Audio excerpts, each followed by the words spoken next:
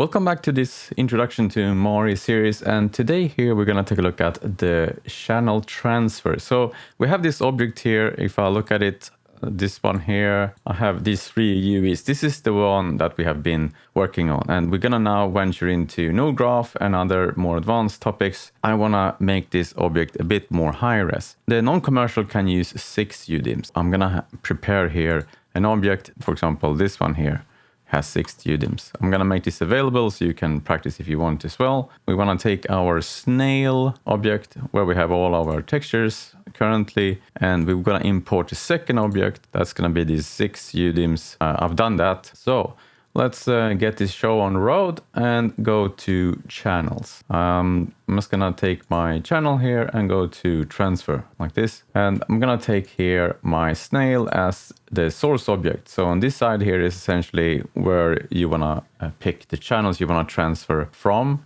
And on this one destination, you wanna take the 2. So let's say here, I wanna have my snail Upress is gonna be where I'm gonna transfer 2. Let's take 2 of them. I'm gonna take my base color and I'm gonna take, for example, one of the dirt masks, this one. I'm gonna set here the size. I'm gonna take 4K here in my case here. And here under advanced, I have gone in here and done some changes. Let's see, I'm just gonna reset all of these here, the default.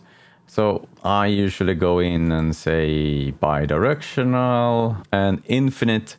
I usually set this one to object size percentage and say like 5 or 6, 7% usually works good for me. Yeah, that's essentially it. Object has moved. No, they are essentially on top of each other. So let's just hit K. We're ready here. I'm just gonna hide my original snail and take a look here at my Upress snail. Let's go into UV view and we can see here it's transferred.